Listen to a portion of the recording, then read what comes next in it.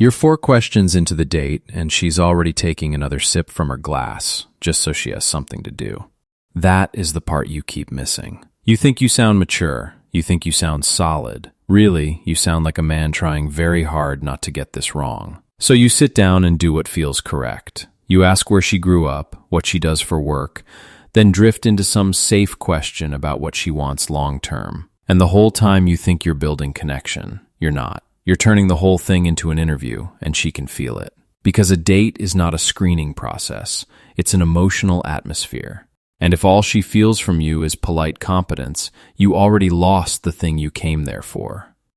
Because the thing is, the question is not really the problem. It's the energy underneath it. You ask like a man trying not to fail. That changes everything. Your face tightens, the tempo gets too clean, even the laugh sounds pre-approved. She feels that immediately, so she gives you the polite version of herself and does just enough to keep the date from getting awkward. Then, the next day, you get the same little verdict. Great guy, no spark. And there is a reason the exact same question can sound fine from one man and flat from you. I'll get to it. Anyway, you're sitting across from her at some dim cafe, glass of water sweating on the table, menu still half open. The silence touches the room for 1 second, and your body panics, so you ask another safe question before anything real can happen. She answers with that polite smile people use when they're just trying to keep things pleasant. Then she asks one small courtesy question back and hands the floor right to you again. That is the moment you keep misreading. You think it's going well because nothing bad is happening, but nothing real is happening either. Nothing in her is moving toward you. She is just helping you keep your little structure alive.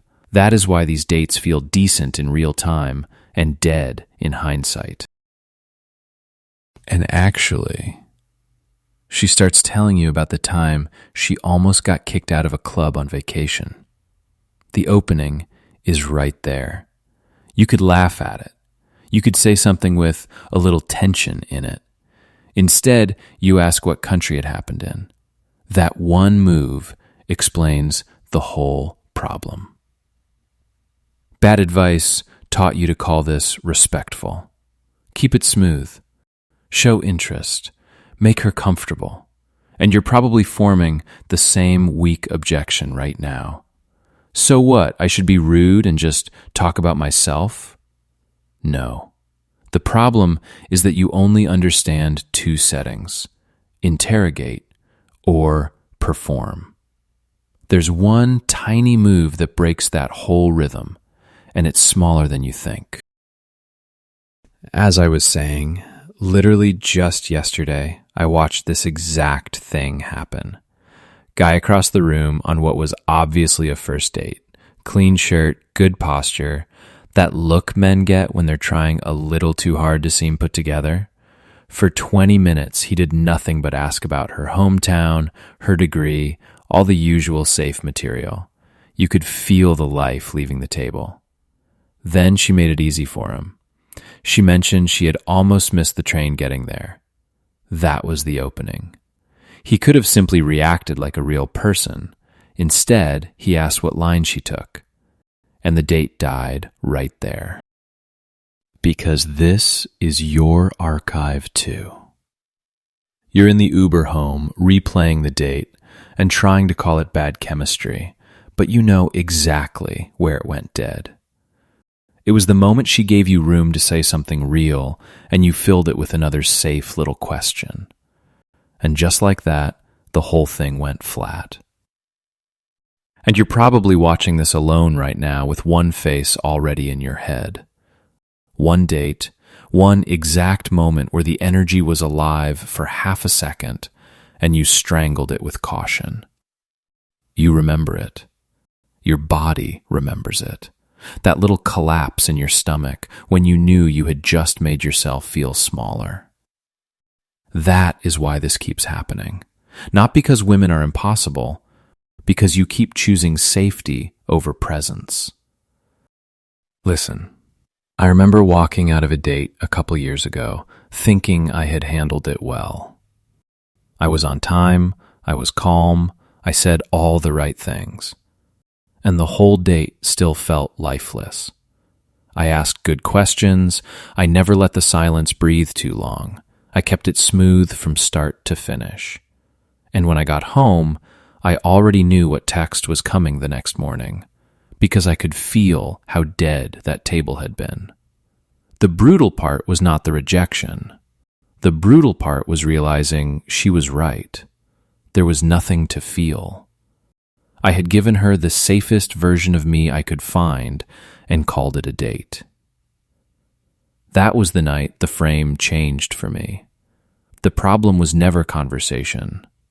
It was performance. And once that clicked, everything changed without me becoming louder or faker. Before, I treated dates like something I had to manage. Keep it smooth, never let the silence touch us. After, I gave myself one rule. Stop speaking like a candidate. Start contributing like a person. If she says something interesting, don't instantly convert it into another question. React first. Notice something. Push back a little if it's honest. Let 1 second of silence stay in the room instead of sprinting to rescue it. That is the answer to the loop from the beginning.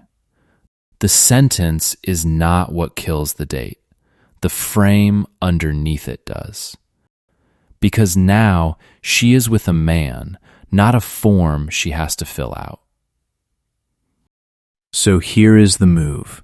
On your next date, use that rule for the first 10 minutes.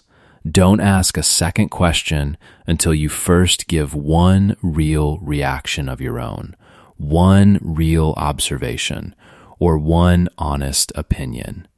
If a tease comes naturally, use it. Then let the silence breathe for one beat. That is the whole experiment.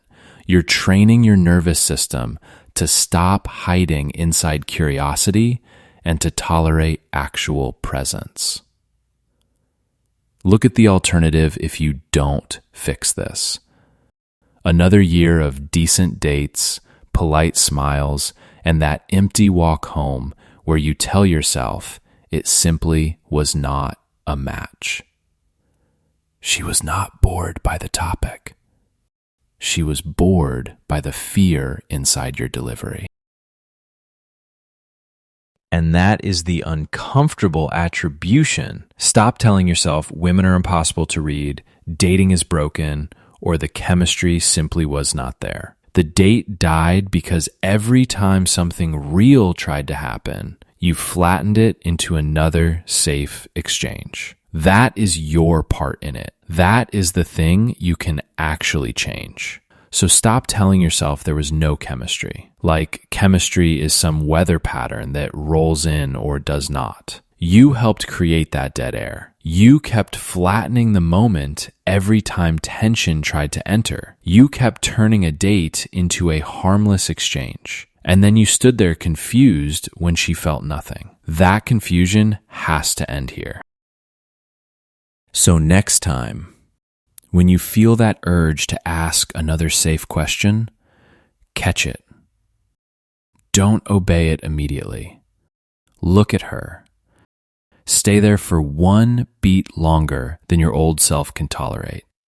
Say something that actually belongs to you, even if it comes out less polished than the version you usually try to present. Because you don't need a new personality, brother. You need to stop interviewing for approval and let her actually meet you. And if you can't do that on the next date, then be honest.